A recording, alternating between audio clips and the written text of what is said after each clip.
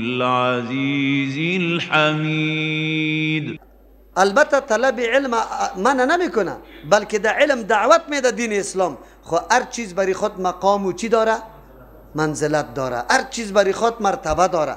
یک چیز به مطابق مرتبهش اهمیت بده، نه که از مرتبه بالا. الله میگه و یتعلمون، یا آموختن، یاد میگیرن، میآموزن، ما اوتر علومی را یضرهم، که ضرر برشان میرسانه، ولا ینفعهم، نفع برشان نمیرسانه. این شکایت است از کی مردم ها پشت منفعت خود نمیگرده، بلکه چیزی را یاد میکنه که ضرر برشان میرسانه. چرا؟ سحر یک دم ضرر بود. ولقد علموا، یقینا میدانستن، لمن اشتراه، کسی که بگیره بخره امی علم سحر. خریدن ایمانا که وقت خدا در تعلیم علم سحر مصرف کنه، ما له، نیست برای تو آدم، فی الاخرت، در آخرت، من خلاق، قیسه نداره. بله در دنیا خو یک چیزی پول و پیسه را شاید پیدا کنه، خود در آخرت برشان چی نیسته؟ منفعت نداره. ایره خود میفهمیدن. ولا بیس، خیلی بد است، ما آن چیزی را شرو بهی، که فروختن در مقابل از او، انفسهم، نفسای خدا. فروختن ایمانا که وقت خدا دو تیر کردن، وقت خدا دادن و علم سحر آموختن. ای خیلی لو کانوا یعلمون، کاش که میدانستن از عاقبت و انجام اینطور علوم. امروز هم خمو طور است، مردم خیلی زیاد وقت میده که امیر یاد بگیره، لیکن خبر نداره که انگلیسی چقدر ضرر را بر ما رسانده. امیالی چقدر ضرره در افغانستان انگلیسی به خاطر از یاد گرفته شده که چینلای غلط خوب آشنایی پیدا کنه. بس حالی ما از همین انگلیسی خود چی کردیم؟ فایده گرفتیم. بگوی چی فایده گرفتیم؟ بگوی سابق تنها تلویزیون افغانستان هم میدید، چرا که غیر از فارسی و پشتو دیگر را نمیفهمید. حالی چی را میگه؟ CNN هم میگیره، از دیگه هم میگیره، از دیگه هم میگیره، شوی خود سبا میکنه پشت ازو. اینی فایده را گرفت. البته من نمیکنیم که انگلیسی یاد گرفتن نشه، هر زبان قابل یاد کردن است، اما اهلش یاد بگیره که استفاده درست از پیشش بگیره. ما باید توسط لسان انگلیسی وقتی که ما یاد میگیریم بفهمیم، تحقیقات بکنیم، اما انگلیسی را تبدیل به فارسی و پشتو بکنیم. چرا کامپیوتر به انگلیسی میشه به فارسی نمیشه؟ اینترنت به فارسی نمیشه؟ میشه. گرچه یک تعداد از علما الله خیر جزای خیر برشان بده بسیار خدمت ها کرده در اینترنت، الحمدلله کل کتاب های اسلامی را داخل کرده، کل کتاب های اسلامی. یک سابق ما برای یک کتاب بیچاره مولا که 3000 تنخواه داشت، تنخواه کجا بود؟ در آخری سال در تیر ماه کل معاشش یک سال بعد گندم میداد. چی میداد؟ یا جواری. او کدام هم میداد؟ امو خرمنه که بالا میکرد، بازمو تایبیزی که باقی میمون دوره در ملا روان میکرد و بیچاره در عمر کتاب خریده نمیتونست. ما یک تعداد علما را واقعا ملامت نمیکنم، چرا؟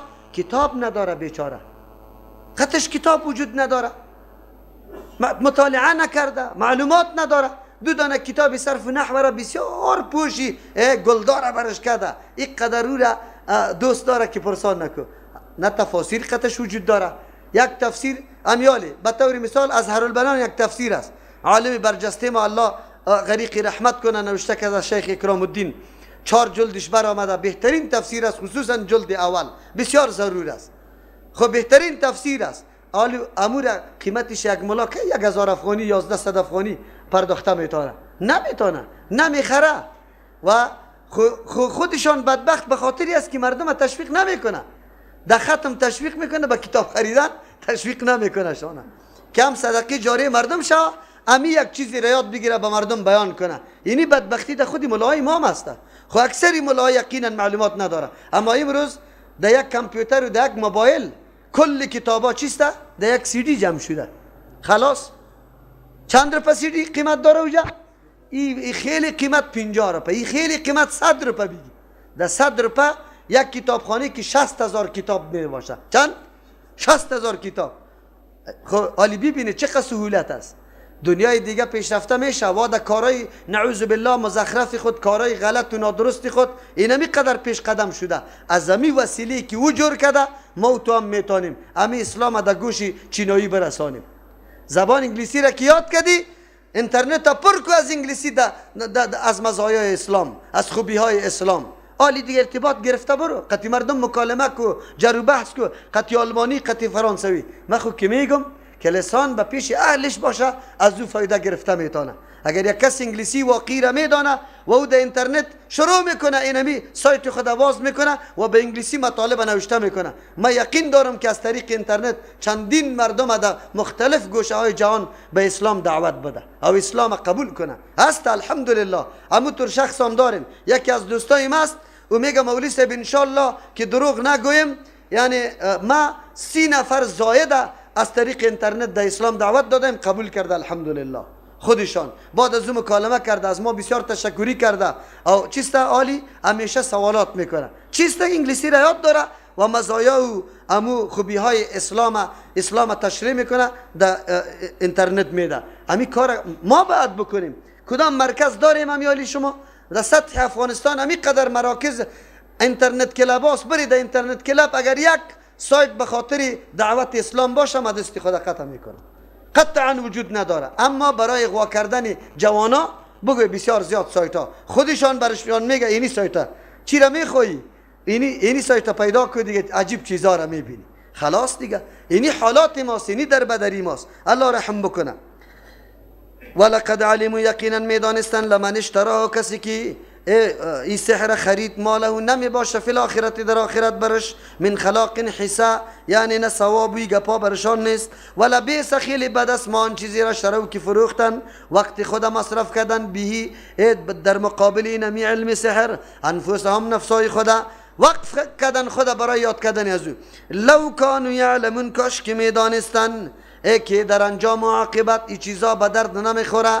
چرا؟ اونجا چیزی به درد میخوره که انسان پیش الله تبارک و تعالی اعتبار داشته باشه، انجام انسان خوب شوه. ولو انهم آمنو، آلی الله ترغیب میده یک طایفه را الله مایوس نگاه نمیکنه، بدیش بیان میکنه، خلل و نقصانش بیان میکنه، بعد از اون رای بیرون رفتش هم بیان میکنه. یهود باز دعوت میده. چی رقم دعوت میده؟ ما هم دعوت میده. ولو انهم آمنو، اول چیزی که بسیار در زندگی انسان مهم است چیست؟ بگوی عقیده صحیح. از خاطر قرآن میگه ولو انهم آمنو، اگر یقینا یا مؤمن میشدن، مؤمنی که قرآن تشریح میکنه، مؤمن واقعی عقیده صحیح و درست پیدا میکردن، بعد از واتقوا خدا نگاه میکردن از هر نوع مخالفت ها، گناه ها، انحراف، نعوذ بالله، هر چیزی که مفید نیست از او خدا نگاه میکردن. چه میبود برشان؟ لمثوبتون، پس او ثواب و پاداشی که من عند الله از جانب الله تبارک و تعالی است، خیرون خیلی بهتر میبود برای از این معاملاتی که یا انجام دادن عمر خود مصرف کردن. قرآن برای ما درس میده که مؤمن چند چیز به دردت میخوره: ایمان، عقیده صحیح و عمل درست. عمل درست کی میشه؟ که از امی وسایلی که الله برای ما داده و ما استعدادش داریم درست استفاده کنیم. از کدام را استفاده کنیم؟ رای تقوا. رای چی؟ تقوا. بله، در اینترنت خو هم مرکز فساد است و هم مرکز ترجمه و تفسیر است. تو مرکز ترجمه و تفسیر پشتش بگرد، نه پشتی مرکز فساد بگرد. چرا؟ قرآن برات میگه لو کانوا یعلمون، کاش که یا میدانستن، کاش که یا میدانستن که عاقبت و انجام همچو کارا خیلی نادرست است، خیلی زشت است. اگر میدانستن، اونجا علم برشان ثابت کردن و اینجا میگه که کاش که میدانستن. نه، از نگاه هر عالمی که به علم خود عمل نکنه اونمو علم به منزلی چیست؟ بگه عدم علم است. چرا؟ که سری علم عمل نکرد و علم نیست. یقینا اینجا یهود وقتی که خوب میدانستن که کدام حصه در آخرت نداره، لیکن چون که عمل نکردن مثل کی نمیدانستن. یا اینجا لو شرطی است، لو کانوا یعلمون، اگر میدانستن که انجام عاقبتی مردم تباه و برباد است، ما فعلوا، ای کارا قطعا نمیکردن. خب بیچاره ندانستن که اثر نوشت ما چی در بدر میشه، فقط متاع دنیا را در نظر گرفتن، آخرت فراموش کردن. یا ایها الذین آمنوا، کسانی که ایمان آورده. دیگه تشریحات سحر ماندیم، همین قدر کفایت میکنه انشالله. یا ایها الذین آمنوا، کسانی که ایمان آورده. لا تقولوا راعنا، نگوی کلمه راعنا را برای پیغمبر، و قولوا، بگوی انظرنا، ای پیغمبر برای ما نظر بکو، واسمعوا، بشنوی کلام پیغمبر قبل از اینکه انظرنا بگه، بیای گپای پیغمبر گوش بگیره. وللکافرین عذاب علیم، برای کفار عذابی دردناک است. دیگه شو بررسی کنیم. یهود تلاش داشتن پیغمبر علیه الصلاة و السلام سخنای خیلی نعوذ بالله غیر چیستا غیر ادبی بگویا، نعوذ بالله غیر اخلاقی بگویا و در این سخنای خود توهین و تحقیر پیغمبر بکنه نعوذ بالله. یا خود دشمن دیرینه است. از امو خاطر امروز که هر ارگان نعوذ بالله که توهین مقدسات اسلام میکنه در رأسش یهود قرار داره. ایرا بفهمه، کاریکاتور رسم میکنه، قرآن در میده، قرآن قطعی مرمی میزنه، در رأسش کی قرار داره؟ یهود قرار داره. از سابق ای گپا در ذهن و در ضمیر از یا امی دشمنی وجود داره تا امروز امی گپا را کرده رویسته. راعینا از رعونت گرفته شده. رعونت میگه نعوذ بالله کسی که دو بیعقلی باشه، احمق باشه. منظور یهود از امی کلمه امی بود که با پیغمبر خطابی نعوذ بالله چی بکنه؟ احمق بکنه. یک مانا. دوم مانا راعی چوپان میگه. چی را میگه؟ اصلی از این راعینا نیست، راعینا است. ای چوپانی ما، خود چوپان دو مانا داره. اگر به حیثیت ازی بگویی که ای حیثیت تو حیثیت چوپان به ما داری، مثل که چوپان رمی خدا حفاظت میکنه از گرگ و در جاهای خوب جایا میبره، در جاهای الافزار امی قسم در آبها همیشه پابند است که رمی مره نه دزد برده بتانه، نه درنده خورده بتانه و در جای خوب بچرانه. پیغمبر حیثیت چوپانه به امت خود داره، نمیگذاره که امتش منحرف شوه، گمراه شوه، یا کسی سرش حمله بکنه، یا نعوذ بالله گشنه و تشنه شوه. همین رقم است. از همون خاطر هر پیغمبر اول چوپانی را کرده.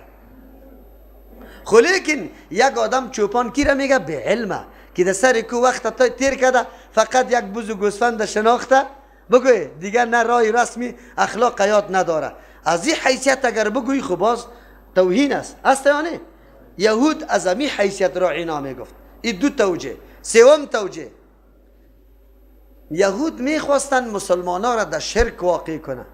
راعی میگه حفاظت کننده را. حفاظت پیغمبر علیه السلام یا خطاب میکردن ای راعینا، ای حفاظت کننده ما، به خاطری که مسلمان ها همی کلمه را از خود کنه همیشه به پیغمبر چی بگویه؟ ای نگابانی ما. نگابان کیست؟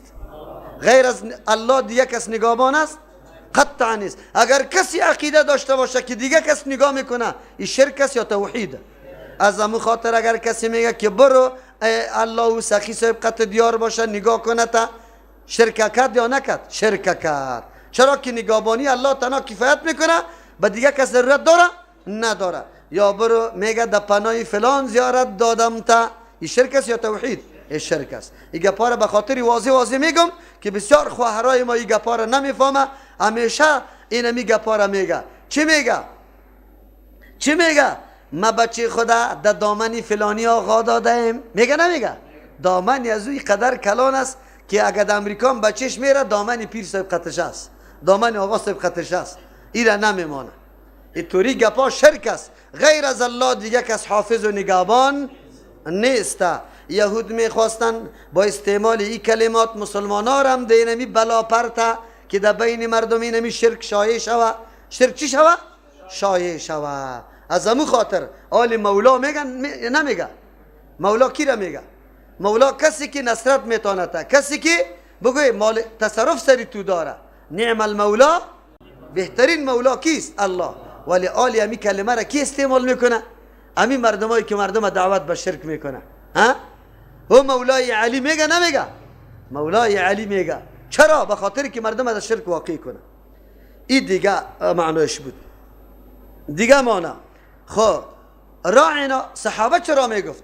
راعی به معنای لحاظ کردن است. منظوری صحابه بود زمانی که در مجلس پیغمبر می آمد. صحابه بسیار تشنه بودن، ماوری نبودن، یک ثانیه و سکند نمیخواستن که همو طور تیر شود. پیغمبر که می سخن میگفت، صحابه تلاش داشتن که سخن پیغمبر هوب به هوب بگیرن، مقصدش بدانه. از او خاطر تقاضا میکردن از پیغمبر که لحاظ ما را بکو، راعینا لحاظ ما را بکو. یا پیغمبر ای گپ 2 دفعه بگو، یا ایست که تا ما نامدیم در مجلس پیش از پیش گپ شروع نکو، به خاطر که از ما فوت میشه این نعمت بزرگ. و از زیاد حرصی که به سخنای پیغمبر داشت این کلمه را میگفتن. لیکن چیست یهود نعوذ بالله از زیرا چی شدن؟ برای خود بهانه پیدا کردن یا گفتن که اوه خب موقع برای ما پیدا شد. صحابه کلمه را پیغمبر استعمال میکنه، ما هم استعمال میکنیم. صحابه یک معنا را از پیش میگیره، ما معنای دیگره. یکی از صحابه کرام لغت یزیا را یاد داشت. زمانی که یهود آمدن به پیغمبر گفت راعینا، منظور ریشخند زدن بود نعوذ بالله. او صحابی فهمید، بعد از او به پیغمبر گفت که یا به این نیت اینه میگه میزنه، به این معنا. الله تبارک و تعالی وحی را روان کرد، آیت دیگه من نشد که صحابم کلمه راعینا را بگوید. چرا؟ به خاطر که دستاویز شد برای بگوی رسیدن به هدف شوم دشمن. قرآن چی درسای عظیم میده؟ ما باید خود دستاویز برای انتقاد اعتراض دشمن جور نکنیم. این یک درس عظیم است که امروز امت مکمل مبتلاست به این گپ. مسئله حقوق زن، حقوق بشر که یاد زبان گرفته و این اسلحه بزرگ از یاست که سر ما استعمال کرده رایسته. دستاویز کی برش داده؟ بگوی ما دادیم، ما دادیم. زنا کلکایش قطع شد، در رادیو آمدن یا نه؟ در تلویزیون ها نشان داده شد یا نه؟ داغا در جا نشان مانده شد یا نه؟ مویا کنده شده یا نه؟ دمی افغانستان تان سری زنا کدام ظلم است که نمیشه؟ خب آیا این اسلام گفته؟ من میگم این از جهالت اسلامی کارا میشه. کسی که یک روز در ترجمه قرآن بشینه میفهمه که من کیستم، مسلمان کدام شخصیت است. او روز براتان نگفتم که در پسشوی میخیزیم، پدر نالت گفته صدا میکنیم، لیکن برو از پیغمبر علیه السلام از حالات زندگیش معلومات بکن که پیغمبر چی کرده. گردنت بسته تا آلی رقتی سیاسر خود مسابقه بدو کردن کرده ای؟ پیغمبر علیه السلام قطع عایشه رضی الله عنها 2 مرتبه مسابقه بدو کردن داشت. یک دفعه پیغمبر پیش شده، یک دفعه عایشه رضی الله عنها. اینقدر کمال آزادیم در بینشان بود، اما در داخل چوکات، در داخل چوکات تلطف، نرمی، اخلاق، آزادی، خوشطبعی در خود چوکات داره. خوشطبعی را نمیگه مثل بعضی نعوذ بالله دور از حاضرا و مسلمانای با غیرت که همو چیگه که خود از دستش گرفته خنده میکنه، ساجق جویده رایسته به یک لباس او این ناز میکنه که من این قطیزنی خود در پارک آمده. کلگی متوجه شام هسته. این افغان است؟ مسلمان بگذار افغان است؟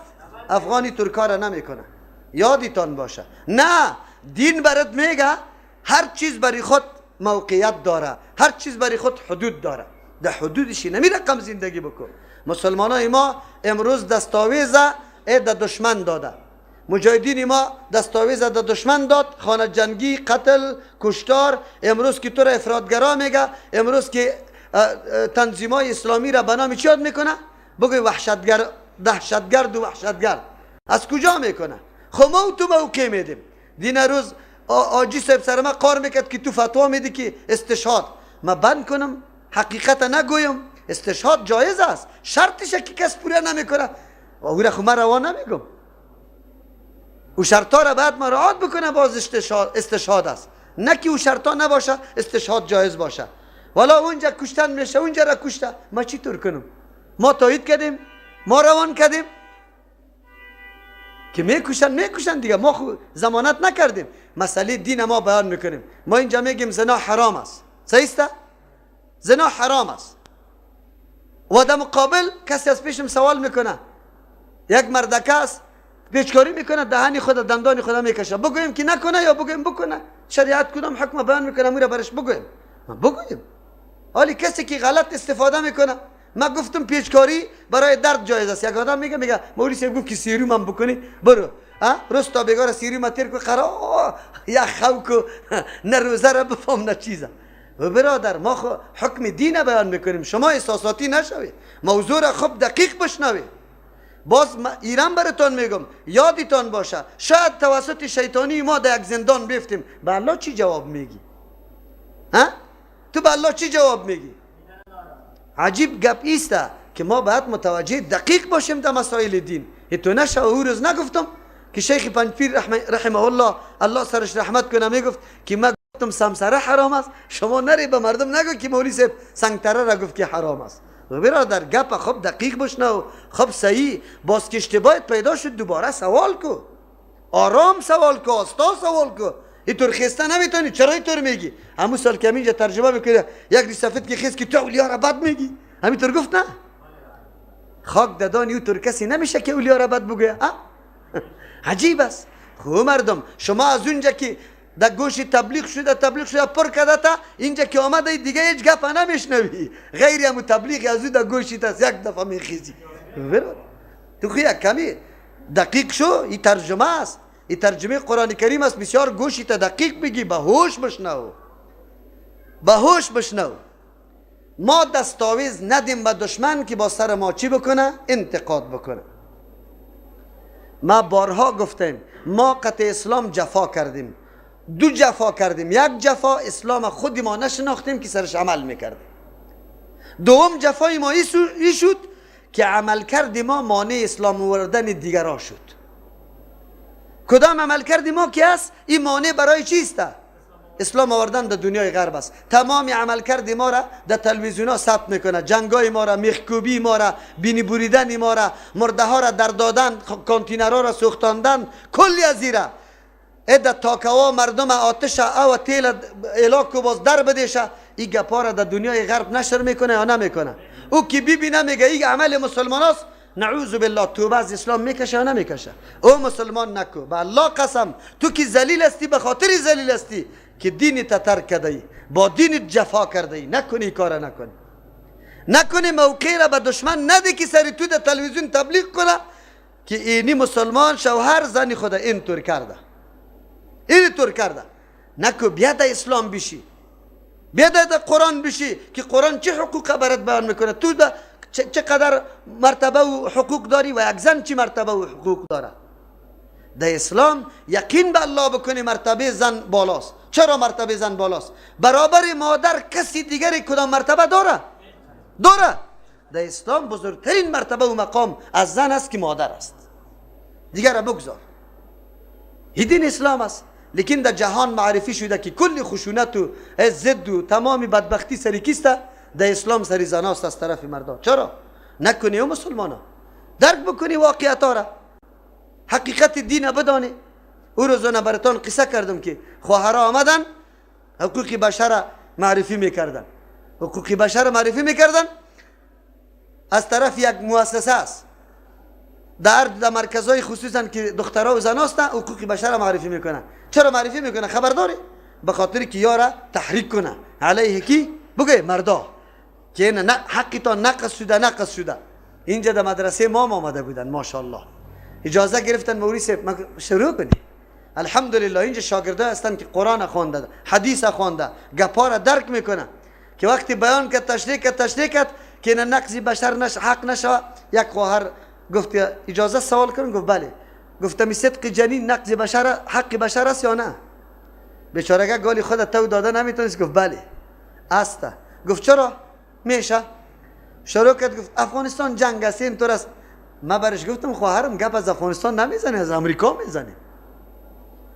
سردمدار حقوق بشر امریکاست. امی قواعد کی جور کرده؟ در رأسش امریکاست. امریکا حکومت پایدار داره، ثابت داره، استوار داره، قانون داره. اما در قانونش امی اجازه به زنا داده شده که سقط جنین کنه یا نه؟ داده شده. آیا تو میخوایی که مادر تو را سقط میکرد و در دنیا امروز نمی آمدی؟ از این که جنایتی بزرگ کدام است؟ و امی علمبردارای حقوق بشر امی را اجازه داده. خواهرک محترم دیگه دست و پاچه شد. من برش گفتم نه خواهرم که وقتی امریکا خودشی را حق بشر را نقض میکنه کجا بریم؟ کدام طرف بریم؟ کی است که امی نقض بشر دو نشوه؟ جواب نداشت. من برش گفتم میفهمی؟ به اسلام پناه ببریم. اسلام است که یک حق نه اجازه نمیده. یک حق عقیده است که ما را منع میکنه، عقیده است که ما تو را نمیگذاره در ادنا جنایت. باز بعد از او گفتم خواهرم کاش که در جای نقض حقوق بشر تبلیغ اسلام به مردم میکردی. تو علی رفته استخدام شده در کدام شق؟ کاش که تو به زنا و خواهرها اسلام معرفی میکردی که اسلام اینطور دین است که حقوق شما را حمایت میکنه، حقوق بشر حمایت میکنه، حقوق مظلومان را حمایت میکنه. در جهان هیچ نظام دیگری نیست مثل اسلام واری که اما حقوق دو مکمل ضمانت شوه هست؟ نیست. اسلام تو را نمیگذاره. برای خود قانون داره، پاچا و یک چوپان اردو برابر هستند در برابر قانونی کی؟ الله تبارک و تعالی. ببینه خواهرای ما در خدمت کدام مردم قرار میگیره، چی تبلیغات میکنه. خو اینجا خو مدرسه بود، دیستی سر انتقاد شد، رای تبند کرد. اما در یک مکتب کی بری، بیچاره نه قرآن خونده نه حدیثه، تو کی بگویی ای دلای از وای اینی قدر کفت میکنه، قطی مرد این قدر دشمنی را میگیره که پرسان نکو، این قدر توهین میکنه مرد. ندیده در تلویزیون آزاره نمیشه؟ نمیگن دمی ترگپاره؟ میگن. خو عاملش کیست؟ عاملش تو مسلمان هستی، دستاویز با کافر دادی که سری تو انتقاد میکنه. اگر تو پابندی دینی تا بکنی، هیچ موقع برای انتقاد مردم پیدا نمیشه. تو خانه جنگی نکو، یکی دیگه ترد نکو، قوم پرستی نکو، تنظیم پرستی نکو. با دنیای کفران بانه جور نمیشه که ما در ضد دهشتگردا آمدیم. آسان جواب داده میتونی. چی میکنی در وطنی ما؟ چی کار داری؟ ما خو یک مسلمان هستیم. اگر در فراز زندگی میکنیم، اگر در مزار، اگر در جلال آباد زندگی میکنیم، اگر در بامیان، یک مسلمان هستیم. هیچ نزاعی وجود نداره. خودی ما حکومت به خود جور میکنیم، خودی ما نظام خود جور میکنیم. تو چی میکنی اینجا؟ اگر تو خیلی دلسوز هستی، نیروی تموجه باش، ام کمکی تا برام روان کن. خود تو هم نیروی تا روان میکنی، هم کمک در دستی خود میگیری، هم شرکت ها را پس خودید، شرکت کار خودید میگیری. قرضدار افغانستان هم میسازی، پول پس خودید میبری در دولت خود. سرباری دیگر هم چیزی معدنیات پنهان پوشیده مرم شو کار کرده رویستی، دریاها را او قطی خود برده رویستی. تو برای من چی کرده؟ بگو. مرا بگذار که زندگی خدا بدانم. مرا بگذار که یک دفعه دست به دست شویم افغانا، در گیلم مذاکره بشینیم و بگویم که تو چی کار داری؟ تو پروانی چی کار داری؟ تو لوگری؟ تو جلال آبادی چی کار داری؟ تو بامیانی؟ کدام؟ کلگی چی میخواد؟ دمی افغانستان کلگی چی میخواد؟ اسلام. چی میخواد؟ امن در وطن خود میخواد نمیخواد؟ خیلی نزاع از کجا پیدا شده؟ همی استعمار است، همی دشمن است که ما را شاخ کرده، شاخ کرده. از پایم اونجا ما کم گرفته، پایم بند است بیچاره، خود شور داده نمیتونم که با مجردی یک کمی خود شور بدم، برای میگه قطع میکنم فکری تا بگیری.